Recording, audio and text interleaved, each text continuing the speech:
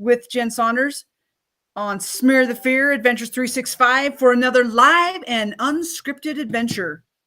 Now, I know you're probably wondering if I was even still doing these, and to be honest, I had some moments where I was still wondering if I was still doing these. Um, when life happens, you've had life happen, right? And you just get in that place where something goes a little haywire, and then another thing goes a little haywire, and like we've had a couple years of haywire, and quite honestly, um, I had some interviews that I had scheduled for you just not happen. Nothing. There's no blame. There is no fault in this. Just life happens, and I let it throw me along with some other things, and that we'll talk about later.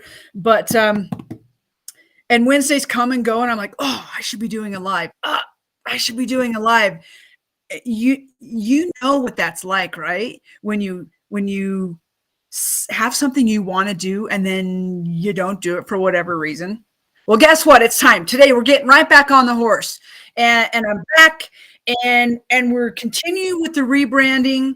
It took a little side rail again because I procrastinated some things, and I've had to take care of some notifications and all the things, and I've had to take some moments to just be quiet, which reminds me, I left my book over there.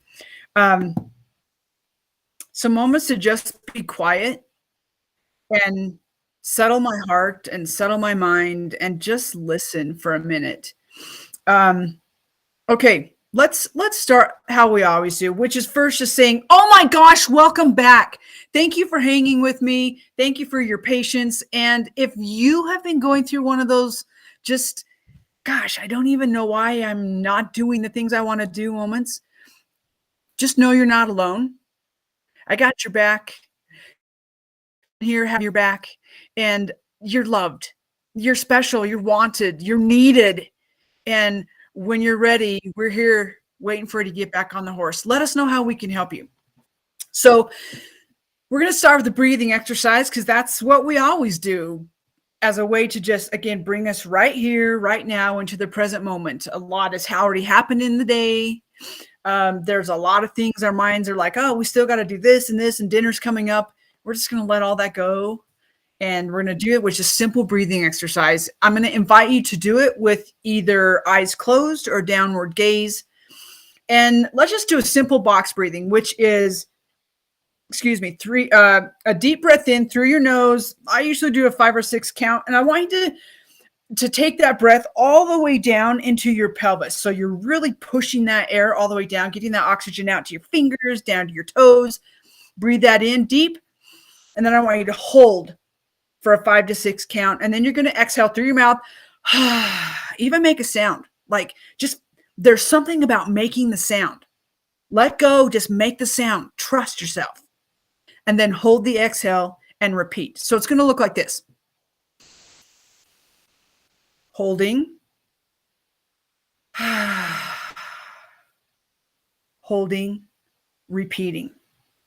While you guys are doing that, I'm going to get you started. While you're doing that, I'm going to go grab my book. So take that, again, downward gaze or closed eyes, if that feels safe for you, and take that first big breath in through your nose. Hold that.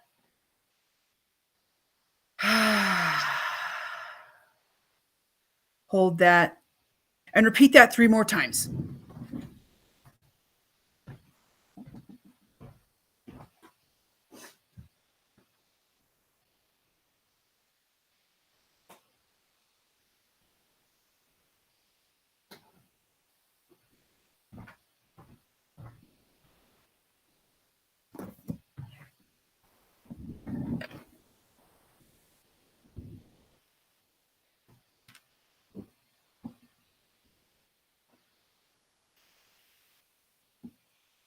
Good. Let's go one more round.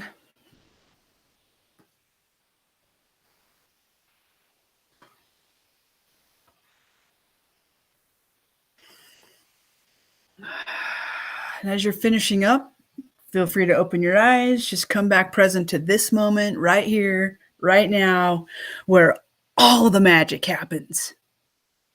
All the magic happens right here, right now.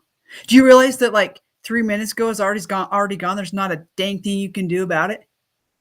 And everything from here forward is just a story you're creating in your mind. It's right here, me with you, that magic happens, where we can actually make decisions consciously and take control, not control in a like, I gotta control my life, but control of what we're creating.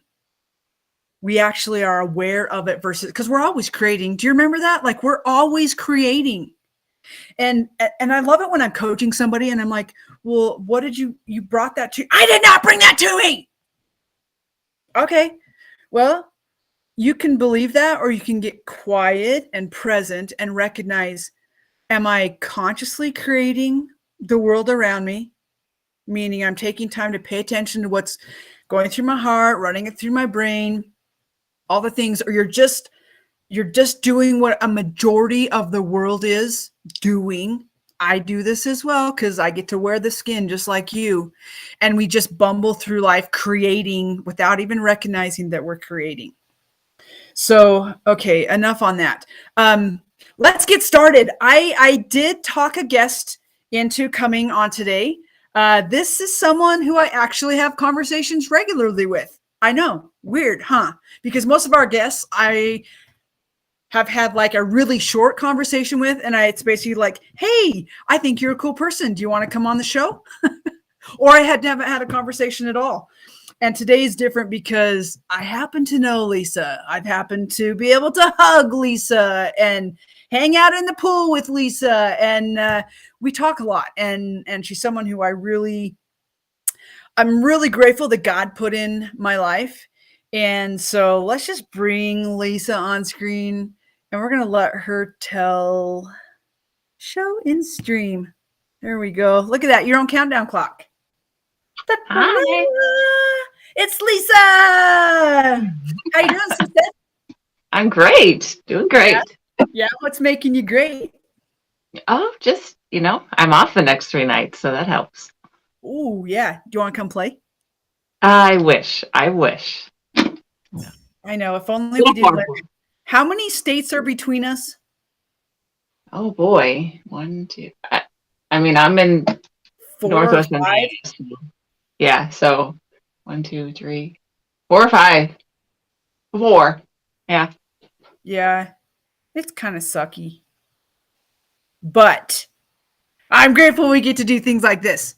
So, okay. So LIsa, tell my good friend that's watching us, like tell them a little bit about you. What are some of your hobbies? What do you like to do? What's your profession? Just some a couple interesting facts. And yes, I love the yellow glasses. Oh, thank you. Definitely my favorite. So I am 38. I don't know why I felt like I needed to tell you that. Let's lead off with our age. Yeah. You know what? Let's just get that shame out of there. No shame in who you are, right? I'm a police officer as far as my full-time gig. I do that full-time. Been doing that for about 16 years. I have 4 kiddos. 3 are in my house. 1 is grown and gone. Ages 16 or 23, 16, 9, and 6. And so I'm a busy mama. I'm also a business owner of life coaching, eating psychology coaching, supplements, stuff like that. As far as hobbies, I love running. I love exercise. No, you have a 5K coming up on the 6th of March. I do. No, it's not 5K. It's a 15K. Oh yeah, 15K. It says right there, 15K. Very big difference. Gotta get that one in there. Yeah. And then I actually just signed up for a half marathon in June, which I didn't plan on doing. So that was a spur of the moment thing, but I figure I need to get back into running. I haven't done it regularly for a while. So yeah, it's just a little bit about me. I love it. Okay, tell me why you like to run. Like, what is it about running that makes you want to get back into it?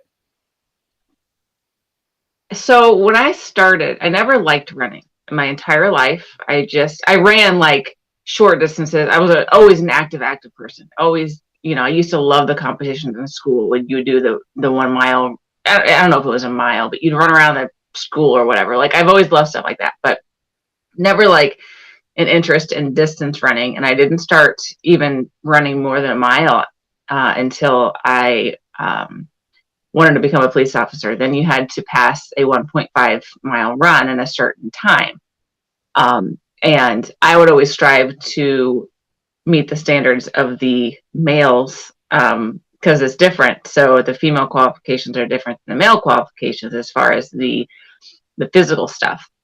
And so I would always try to run the time that the same age male was in that whatever.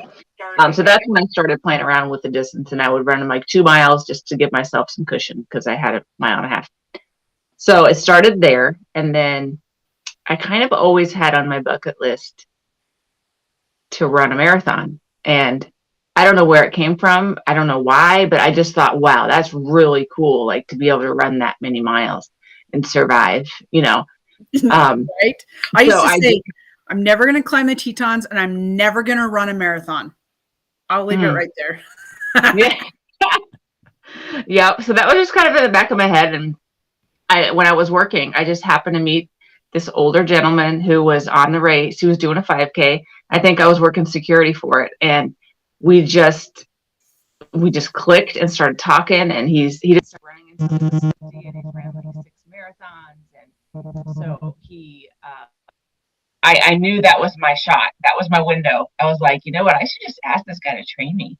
And it was the winter, and I'm very good friends with him and his wife now. Like, he's like family. And I started running, and every time I hit that, we'd add about a half mile a week. And every time I would just go that half mile farther, it was just such an exhilarating feeling. Like, I can do that. Like, right. I did that, and so for a long time for me, it was about just getting that accomplished, that, oh, I just did that. And then you just feel so incredibly good after a run, especially if you've never done that specific distance. And then, lately in the past 5 years or so, I'd say it just went from like a, not competition, but I don't know. It's changed. Now it's more so like therapy. Like, if I have a bad day, I'll go for a run, and then I just feel better. I think it's chemical and, mental. So. Yeah. Absolutely. I love it. I love it. I honestly can't say that I love running, but I love where running takes me and what it does for me. And a lot of those things that you said, running, there was a point in my life when I actually started running. My tongue feels so weird now because I totally just burned it on my drink. So if I make weird faces, it's because I can't feel my tongue. Like, that feeling, it's horrible. But running, there was a point in my life when my life was imploding, and I thought, I'm just going to run because I needed to run away because I actually wanted to run away. And what I discovered is that running actually, what I thought was running away, actually ran into my life. And I had amazing things happen. And so I love what running can do for us. And I'm not one of those, like everyone, this is what I wear on my arm. I used to have 2 more, but they have fallen off. They're from Cambodia. And I don't have, everyone else wears those big fancy watches or whatnot. And I'll run with my buddies and they'll be like, all right, everybody set your watches. And I do the thing until they finally figured out that I don't have a watch. And now they make sure I set it. This doesn't mean anything to me. Yeah. If I can get through a run and feel good and feel accomplished, and time just, I don't know. I never really got caught up in the competitive part of it. Yeah. I was a solid middle of the packer. Right. And now I'm probably a good solid, let me just make sure everybody is swept off the course. Right. But here's the cool thing. It doesn't matter where you're at in there. You still can have the same benefits. You can still run into your life. You can still feel accomplished. You can still feel all of the things. Yeah. So I love that. Thank you for sharing. Okay. So I was like, ooh, am I gonna ask my one question, or am I gonna kind of lead this off with some of what our conversations have been about this week? And I know I do actually want to do that, but I am going to start with the question I ask everybody. And that is, what were you like as a little kid? Like, what was little Lisa like? What did she like to do? What did she dream about becoming? And yeah, hopes and dreams, wishes of little Lisa. Little Lisa. Well, like I said before, I was always very active.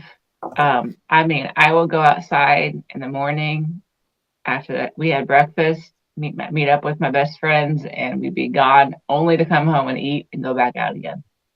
So always very active, always I mean, I was the one that would be picked first on the football team, playing tackle football with all the boys, so very just adventurous as a kid.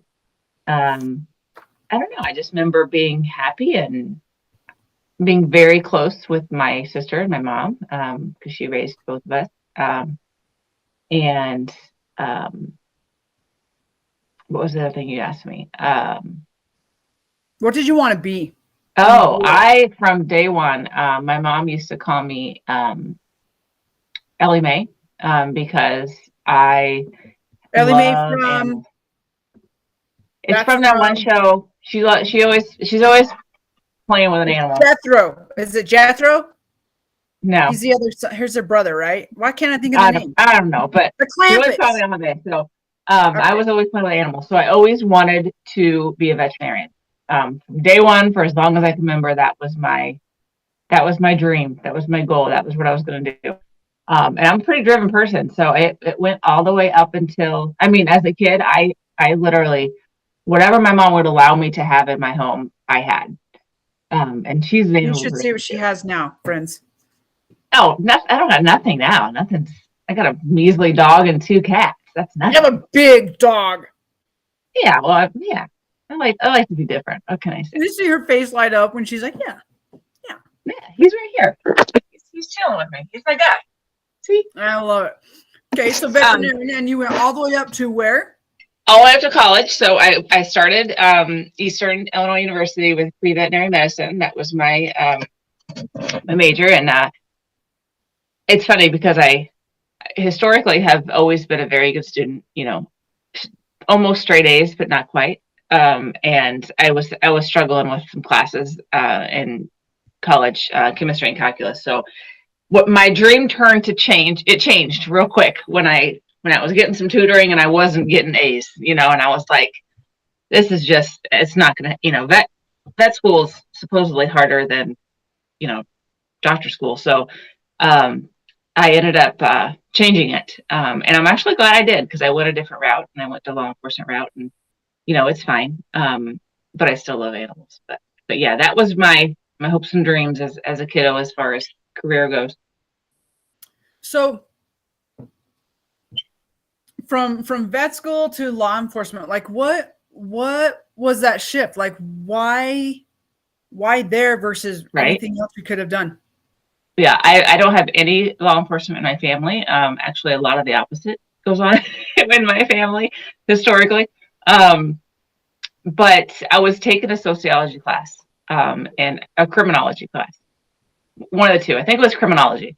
And I had a professor that was very pro law enforcement. He would talk a lot about it, and it just intrigued me. And I'm the type of person where I also like things that are challenging. And, still today, but even more so then, women in law enforcement was very uncommon. It was the minority instead of the majority. And that piqued my interest, because I'm like, that would be challenging. I could do that. And so it was that interest combined with that challenge that just it took me that way. And I kind of never looked back. Like when I get my mind on something, I kind of do it 110%. So, I that's kind of where it Yes. drove me. I know this of you. We probably have someone out there who knows a little of that as well for themselves, just that. Okay, so that, because you just said that, let's take that and kind of like turn the corner just a little bit into what you and I have been talking about this week, which is life, and it's life that we all experience. I would dare say lots of people are experiencing it right now, but if not, they have experienced it or they will experience it, and that's the. I guess I should say, are you okay if I kind of speak some of the messages we went back and forth today or this week? Yeah, speak away. So I get a message from Lisa, and she says, hey, do you ever get tired of just like having stuff on your plate and just having to always figure things out? And the answer is yes. Yes, I get that. And I was like, ooh, I wonder what she's got going on. And so we just had this kind of back and forth of what it feels like to. So I know what it feels like for me, but for you, Lisa, when you were typing that message to me, help our listener understand what it was like, what you were experiencing, because I know they're going to be able to identify with that. Like, what caused you to type out those words? I guess just the feeling of overwhelm, just, we all, especially if you're, well, let me just say we wear a lot of hats, and I have so many hats, and I try my best to manage them and to put them on and take them off. And, like sometimes I feel like I'm juggling like all of them, and it's good until it's not. And, like I'm the type of person where I like that stuff. But sometimes it's just a lot. It is so hard to be content when you're there and not like want something else. And then, so I guess in that moment, I was just very like, can I ever like just truly relax, like 100% truly relax and not feel bad that I need to be doing 100 other things, or, just all of that. So, just life is it's just a lot, and a lot of times we do it to ourselves, but sometimes we don't. Sometimes it's a mixture, Where do you think that comes from? Like, we do it to ourselves, but we've picked it up from somewhere. Like, I don't believe that we're born. This is the gospel according to Jen. I don't believe that we're born with those tendencies to just multitask and to put ourselves down and to put all the pressure on ourselves. And, you think about watching a baby as they're growing and they're learning and they're like ooey gooey on their fingers and they're licking and they're watching, they've grabbed their toes and they're not saying, gosh, dang it, I can't see everything at once. And what I mean? Like, yeah. In your opinion, where do you think that? Why? Where do you think you picked that up from? I think there is an extent of personality, like just who you are as a person. There's, some people, I work with some guys that are extremely laid back individuals, like, and I envy it because I am not that person. And you need all types, right? In life, you need all types, especially like in my job, you need all personalities. But so I think a little bit is personality, just who you, and I don't know exactly if that comes from genetics or just how we are each individually made or whatever. But I think that's a little bit, and then it's our life experiences. It's what are our parents like, or whoever raised us, what are our siblings like? What are our, for me, I grew up with a single mom who worked her tail off to take care of me and my sister. loved us to pieces. So I never felt like I lacked, even though things were different than, you know, two parent households where one is a stay at home mom, and, you know, like it was a whole different thing. But I think growing up in that setting, just that in and of itself defined my work ethic. You know what I mean? Seeing my mom do what she did, always persevering, always continuing, you know, that defined in me what you should do, you know. Or some people go the opposite route, right? Like some people, if they grow up in an abusive home, I had some abuse in my history too. You can grow up abusing your kids, or you can grow up being the farthest away from that and being the best possible parent you can be. You know what I mean? So like, yeah, life experiences, personality. Oh yeah. Like I remember at 15 saying like, and I was a good kid. Like I seriously wore a halo and I was a good kid. I didn't cause problems. Now I was a kid. I did dumb things. I made dumb mistakes and things like that. You know, my background, things to get attention. But I remember at 15, I stayed out late once and I got in trouble. And I remember thinking, I was in 9th grade. Yeah, 15. I remember saying to my mom, I will never parent the way that you parent. I will not be like you. And then I had to make damn sure I wasn't. Yeah. Which meant like, and here's the deal. Our parents, if you don't know, I'm not talking to you, I'm talking to you out there. If you don't understand this concept or you haven't heard this before, today I'm going to invite you to really take this one to heart and hear these words. Our parents did the absolute best they knew how, given the tools that they had at the time, for parenting. You know, they didn't get to go through parenting school. They didn't have a book that said, this is how you parent Lisa, or how you parent Jen, or how you parent who's watching, Shawnee or Kyra or Kristen. They didn't have that. And if you're still hanging on as an adult to stuff your parents did, I'm going to highly encourage you to do your best to start letting go, to start healing. And not even for your parents, for you. You know, we pick up a lot of crap from our parents, and we do have a choice whether or not we're going to parent the same. And I love that you said that. We can do it the same or we can choose different. And I pretty much know that you've chosen different.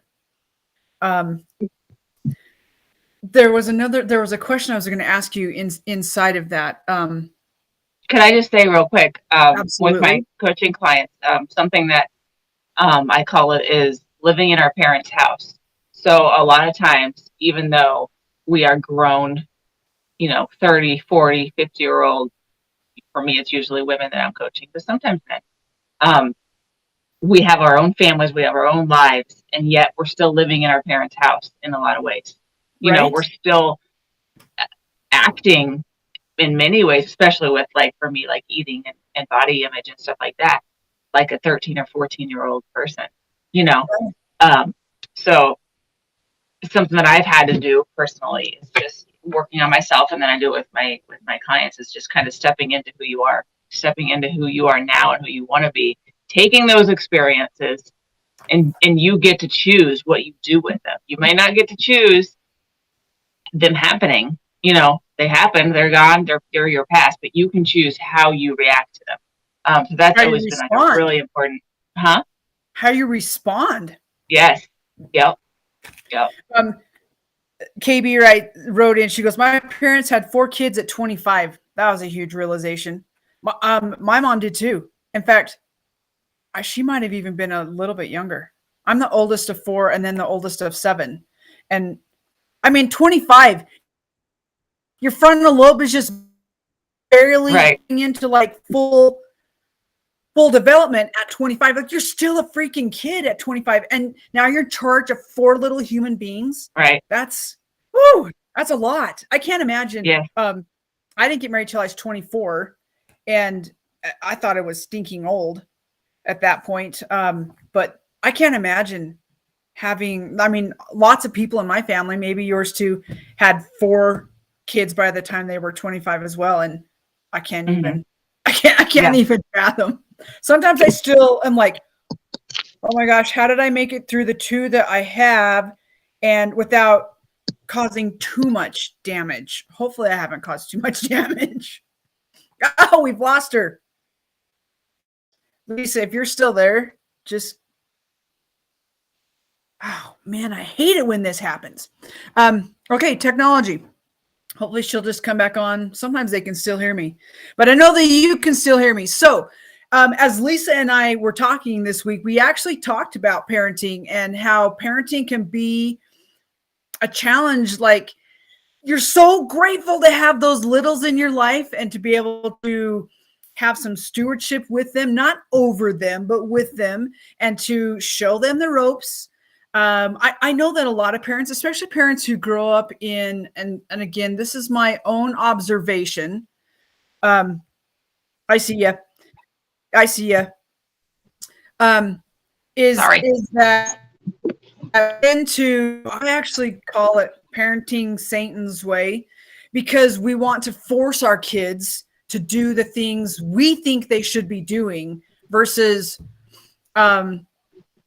like God said, go down there, make some choices. I'm going to be here to pick you up, and I'm going to help you along the way. Which can be a really challenging way to parent, because how often as a parent do we take on ourselves the behavior of our children and think, oh my gosh, they're ruining my life because of their decisions and they're making me look bad. When in reality, we don't have to take any of that on. They come here with their own, that, like you said, their own personalities, their own things to learn outside of us. We're just here to keep them safe and to teach them how to make decisions. And then it's completely up to them. Yeah. So, okay. So I was just talking about how you and I had been talking about how parenting can be a challenge sometimes, even though we love it. There are moments we don't love it so much. And especially when, like, we're young and we still have like dreams and hopes and aspirations and things we want to accomplish. And we're trying to teach our kids how to do that while doing, the parenting and trying to be disciplined and keep the house clean and all the things we're supposed to be doing. Oh, I better be careful. My mom just got on. Hi, Mom! I'm kidding. I love my mom. We've had these conversations, so I feel totally safe in saying them. Mom, I just told them how when I was 15, I told you that I was not going to parent the way I was being parented. So that's kind of where we're at in the conversation. So welcome to Live and Unscripted, Mama. But no, like, how often, like in yours and my conversation earlier, and you're thinking back to like, some of the you were having with your kids, like how much of that is brought on by yourself by thinking, oh my gosh, I got to parent a certain way, or I've got to do it because other people are going to be looking at how I'm parenting. How many times do we say that? Oh my gosh, if their parents would only do something about their behavior. When sometimes the parents have no control. Yeah. How much of that do you think, like, you bring on yourself? That's a big question to ask on this platform. Well, I've never been one to care so much about what other people think. Like, I know my heart's in the right place as far as parenting goes. And I shouldn't say that I don't care what people think, because I do. But regarding the parenting, I never really have. I don't know why that is. But I do know that a lot of times when I am stressed out about the kids or whatever, it's not about them at all. They're being kids. You know what I mean? It's about I love that you just said that. Thank you.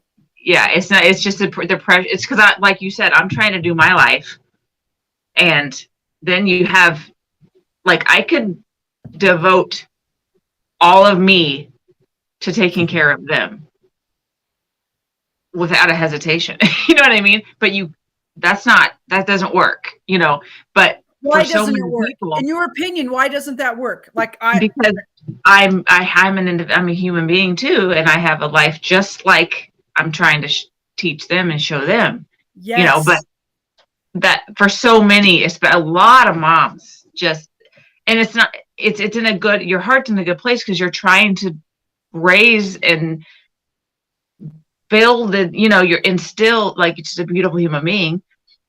And I get it.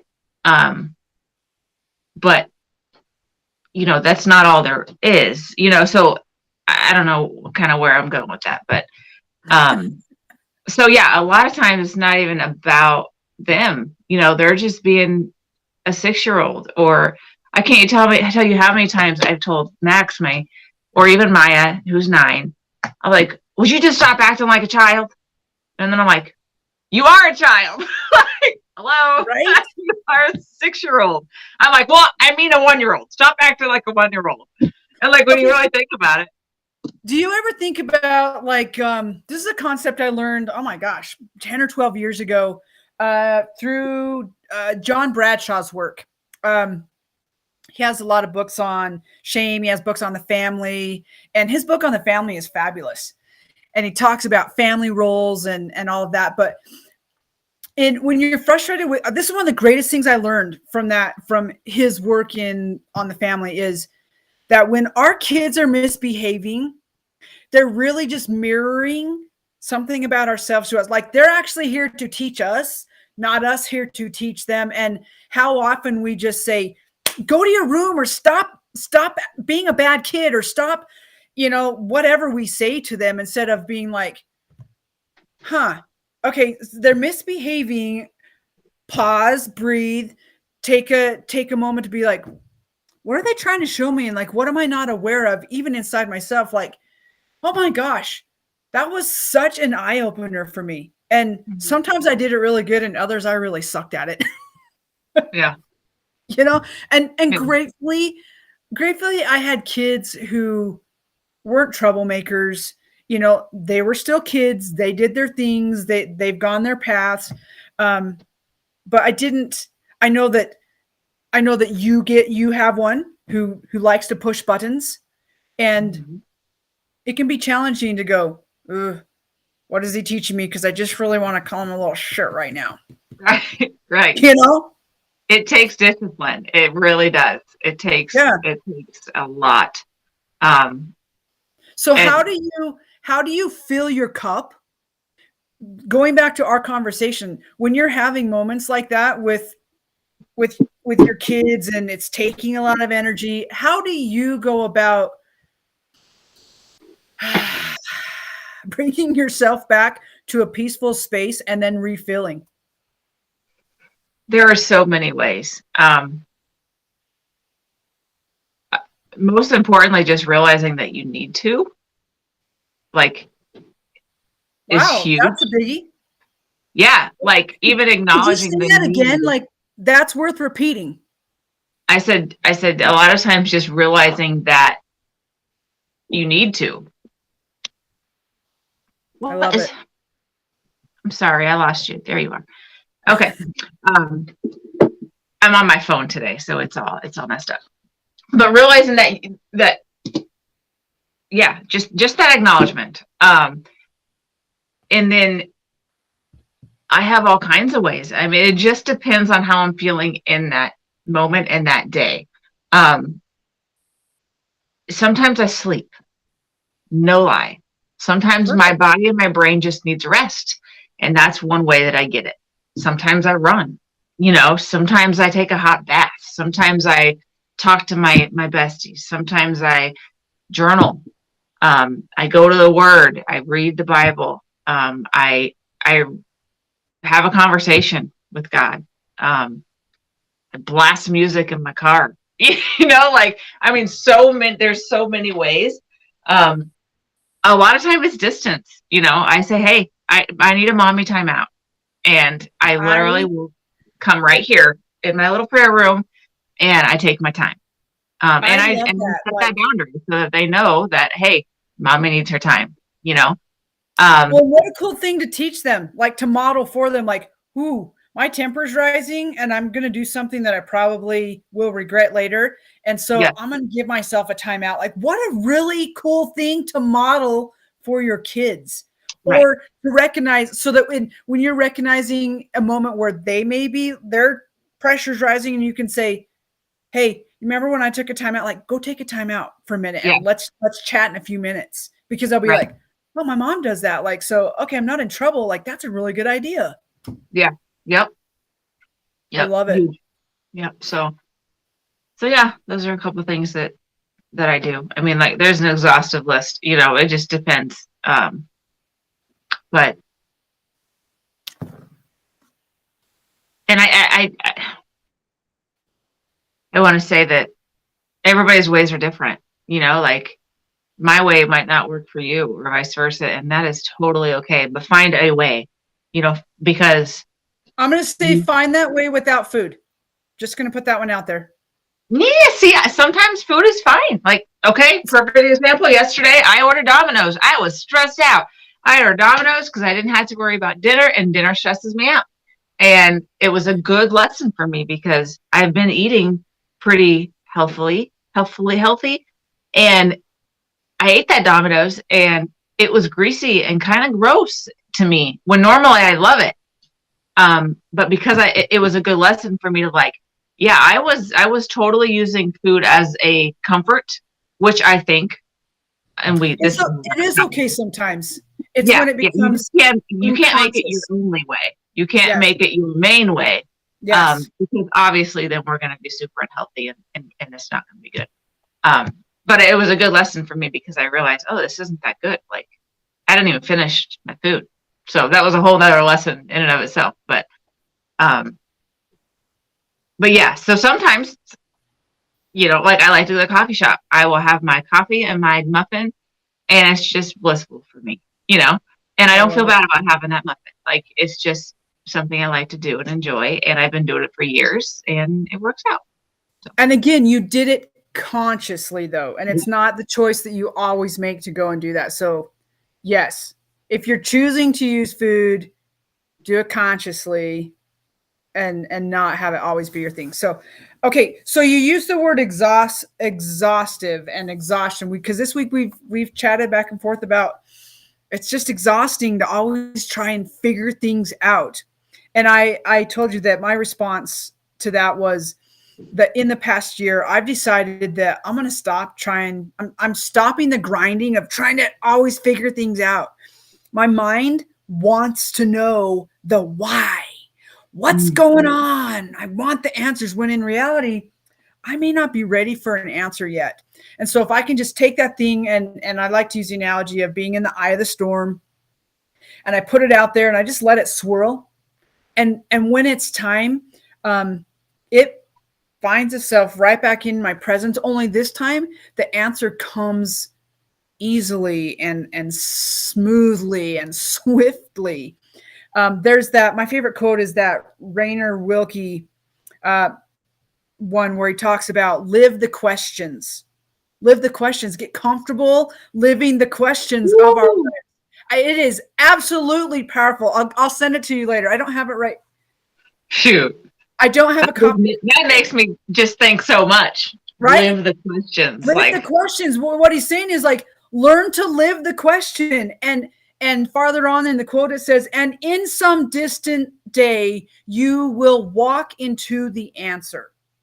And then you're just like, whoop, there it is. Like, and you're ready for it, because you're ready for it. Yeah. And it makes sense, and it has deeper meaning. And you're like, oh my gosh, versus trying to force that answer. And so that was kind of our back and forth. But then I just got this book called The Book of Awakening by Mark Nepo. You just got this book. Yep. And you and I had a conversation earlier about, I don't remember what day it was on, in the book. We talked about greed. It's like the 11th, I think. I think it was February 11th. Was it okay, hold on. Let me see. It's real close to there. That's on simplicity. It's maybe it's on February 8th. Dang, you're so good. But it talks about greed. Life-changing. Yeah. So talk about that really quickly, and then I'll come back to February 14th, what I read that goes into what we're talking about. Because earlier you talked about the challenge you have of wanting things that you don't have right now, and filling our plates with all the things. And so why was this lesson on greed such a like light bulb moment for you? So I have always associated the word greed with money. Right? If Me you're too. greedy, if you're greedy, that means that you want, it's about You want, money. you want all the M&Ms. Right. Yeah. And I've always been like very quick to like, well, that's not me. I could care less about money. It's about family. It's about connections. It's about experiences, So I've always been real quick to be like, I'm good on that front. I don't have that problem. Right. But that passage talks about greed in terms of, I don't know if I'm going to be able to say it right. Never being satisfied, never having enough, fill in the blank. Something's always not right. Perfectionism kind of goes into that in my head. And when you read it, I was just like, oh my gracious, that is me 100%. And it was very convicting and like, wow, I got some work to do. So yeah, I mean, and that has been my life. What's the next thing I can do? What's the next thing who I can help? What's, like, I did this. Okay, what am I going to do next? Like nothing is ever enough. It's not ever, I'm never satisfied. I'm never content. And I've been told that by my dearest, wonderful husband, you're never going to be happy, which makes me want to punch him in the face. Right. But when I really think about it, he's right. I don't know why. I don't get it, but that's, so that, yeah. Are you going to read it? I'll read part of it. And the basis of this, of what this talked about was greed is wanting the thing that we don't have, or wanting to be somewhere that we are not.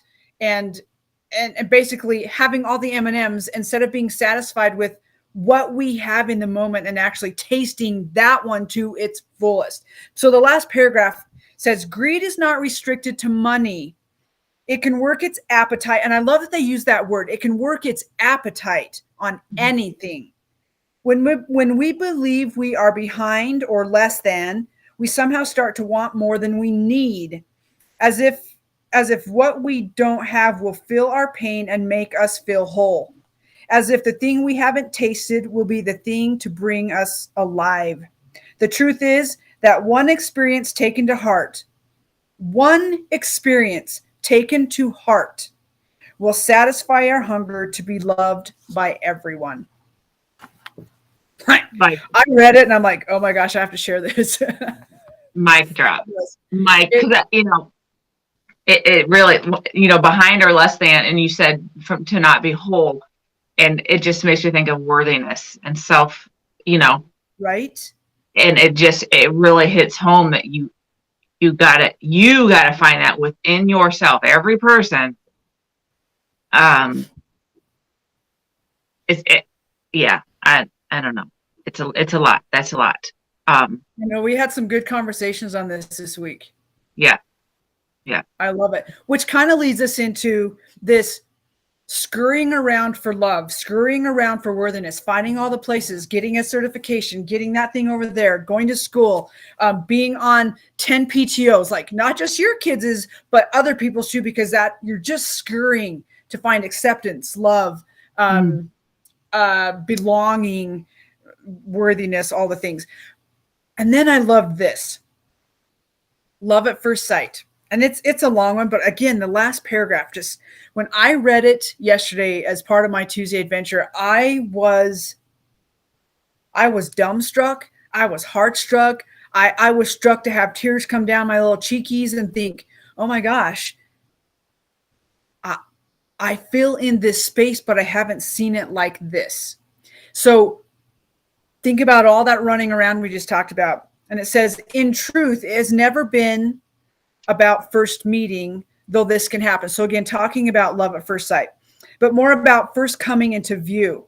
And this part, oh my gosh, from here to the end. As a breeze all spun out, lets the water go clear. And Okay, let me read that again. I lost my place. As a breeze all spun out lets the water go clear, we finally stop talking, stop performing, stop pretending, and all tired out. We go clear. And the heart that rests in everything beats before us. I was like, oh my gosh. All tired out.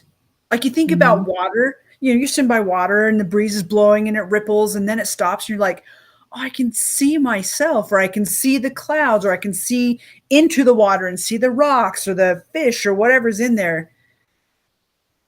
But I love that part where it says we finally stop talking, we stop performing, we stop pretending, and all tired out. We go clear.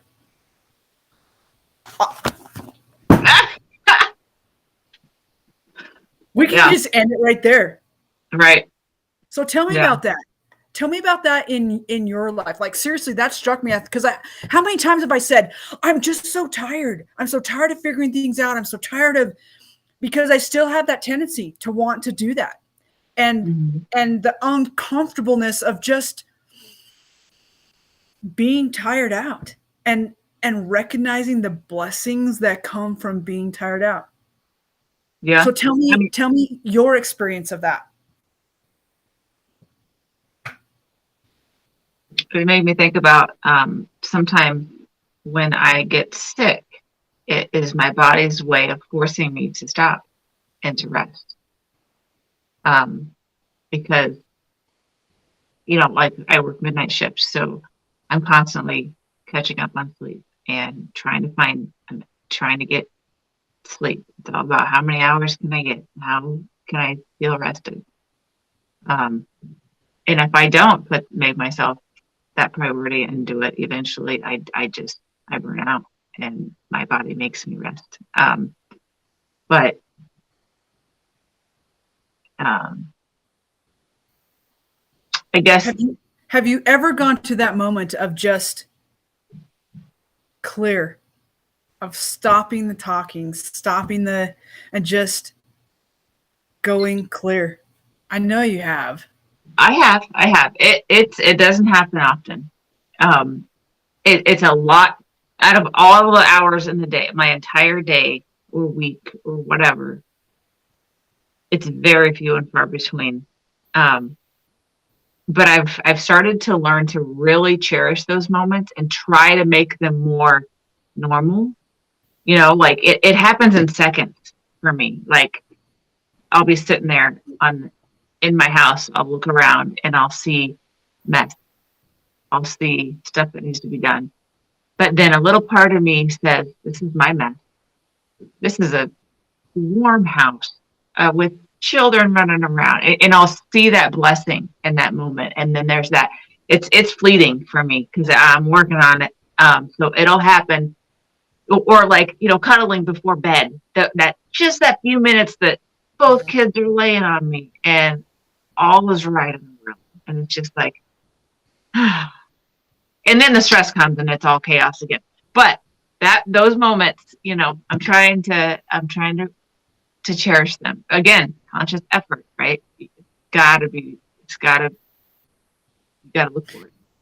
Well, and you have to be willing to just give into it, which can be so challenging, especially for those of us who are like, I should be doing something. I should be productive. I've got this over there and I've got to just give into that moment. And then I love the point that you brought out where you said, I look around and I see mess and you feel yourself want to go to like, and then you go, but wait, those are toys my kids have and they're playing with. Like my kids are having fun. And those dirty dishes mean we were able to have a meal and we have healthy bodies to enjoy that meal, or, you know, whatever the thing is. Those moments. I love that you brought up the moments like in bed where everything's just starting to settle and it's,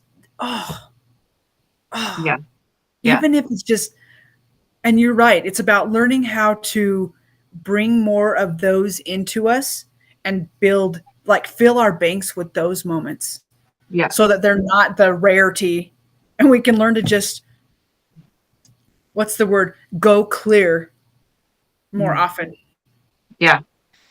I know for myself, when I have those moments, and again, I'm human just like the rest of you. I wear this skin suit, and but I know when I sit in those moments, I feel different. I see the world different, and I recognize that we are playing this just most incredible game of, like, you remember when you're a kid and you have all the little people, and you've got the little town and the house and the little people farm, and you've got the cars and the bus and all the things, and you're playing make believe with that. Like, that's what we're doing here. Like, we're playing this incredible game of little people.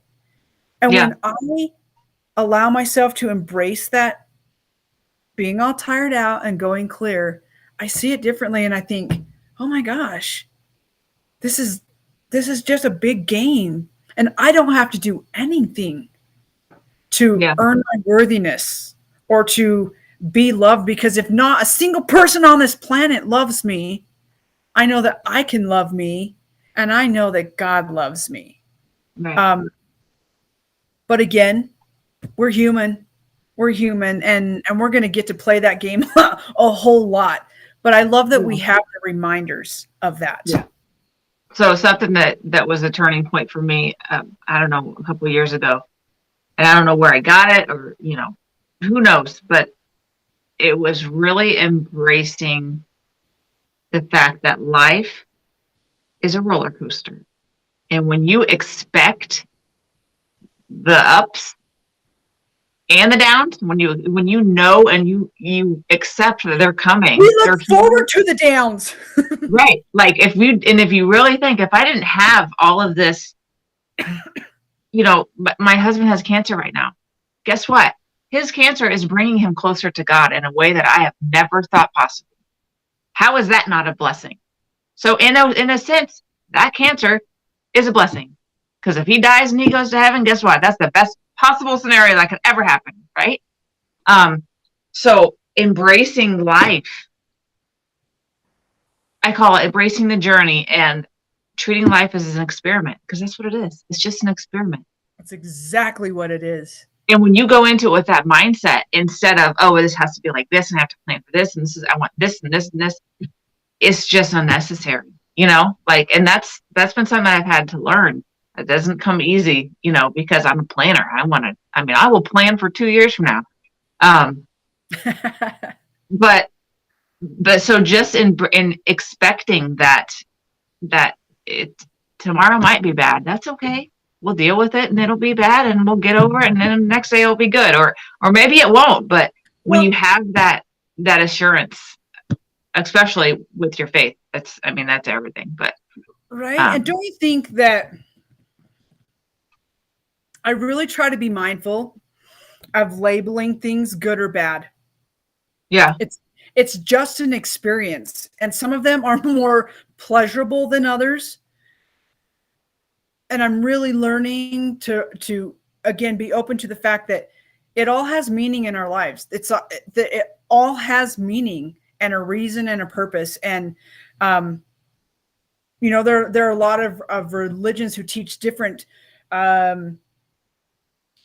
facets of that, or strands of that, but it all comes down to, like, we came here, in my belief system, we came here to learn. And I don't always know what I came here to learn. Well, a lot of it, accepting that you might not have the answer, and you may never get the answer. Boom, right there. I'm not you, but I'm not God. You know what I mean? Like, and that is huge, because we always, especially when it comes to like struggles and not struggles, but sad, bad things that happen. Nobody understands why would this tragedy occur? And that is so hard, but just accepting that you might not know the answer. Like, it is not our place to know the answer. Like, accepting that is is huge. Like, it's just a weight. I don't have to worry about that. I don't have to have that weight, you know? Yeah.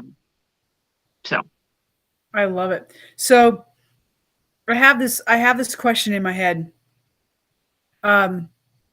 Because, you've lived a life. You have a lot of experiences. You have a lot of, again, hopes and dreams and things you want to accomplish. And so my question is, what's your message?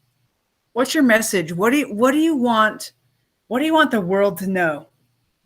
What do you want to teach? regarding what? Like, give me a little more. I believe we're all born with a message or messages. Like you're a coach. You help people with eating. You love the physical fitness of things. You're also a thinker and a lover of God and a Christian. And Jesus had a message. What's your message? When you're gone, what do you hope people will have learned from you? To always, I have a deep need to help, to brighten someone's day, to make eye contact with the guy in Walgreens and share a smile. So I guess I want people to know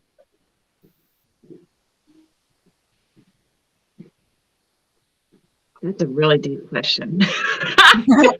You should know that's going to come, sister. I knew you threw me. I'm like, I'm doing so good. Here's the deal. You are doing good, and you know your message. You probably just haven't been asked it like that. I have never been asked that. I just want people to see how amazing they are. Like, I want people to learn who they are in Christ if they're a Christian. Ideally, that would be the best. But who they are and just become the best version of themselves. And a lot of that is in the way you treat other people. It's just in that connection and that kindness that treat others the way you want to be treated. That's what I hope that people will learn to do, through me encouraging them, through me motivating them, and, helping them believe that they can do it. I want that for others, and then I want them to do the same thing. Like, if I made your day, great, go make someone else's day. Look, he totally agrees. He's like, that was right, Mama. Yeah. He's so cute. And everybody needs a Great Dane. I love everybody needs a Great Dane. Oh my gosh. Yeah. I love the message. And I think it's one that a lot of people can resonate with, and a lot of people, especially those watching us today, can resonate with. It's something that they desire as well. And I have no doubt that whether you knew it or not in those words, that's something that you put out into the world. Whether you're doing it at home with your kids or with your cute hubby or, your friends on the block or the people you get to work with and through your job, I know you do that. And you do. I'm telling you, you do. I witness it. I don't witness it on the daily, but I have witnessed it through you, and you've done it for me. So, keep putting that message out there. It's important, and I love that. That's one of the ways that you change the world, and I love that you just have this fire in you to do that. Yeah, in the ways that feel good. God put that in me, so. Yeah. Oh my gosh. Okay. We're at our hour. How do we end this? Like, do you want to 3 LIsa wisdoms to live by, or 3 of LIsa's favorite books, or both? I got to write this down. Hold on. You gotta write it down. I don't even know what I'm gonna say. I gotta put it in the notes. Come on. Oh my gracious. Not 3 books. Maybe 3 books. 3 LIsa-isms to live by. You're killing me, girl. I'm bringing you alive. Do you know that's what I do? I bring people alive. Okay. Treat others the way you want to be treated. That's 1. It's like my motto.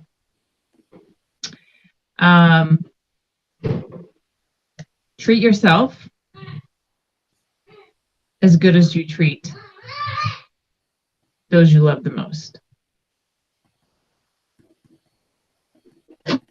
That could be your kids, that could be your dog, whatever works for you. And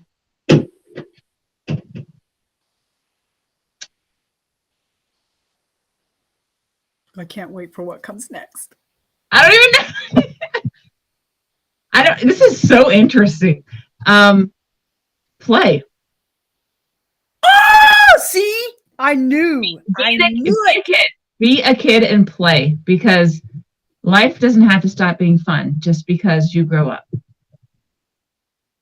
And better yet, never grow up. I had no idea I planned to say any of that, but that just like, I'm motivating myself here. Which is typically how it works, right? We change the world one person at a time. That's right. Starting right here. That's right. Oh my gosh, I love it. LIsa Bapp Morris, you're amazing. Thank you for being in my world. Thank you for sharing your time and your words and your heart space with us today, and for just making the difference that you make. I know that our listener today, there's some good nuggets. You guys, when you see this, I would love to hear your answers to the questions that I asked Lisa, or if you have thoughts, I would love to hear those back and forth.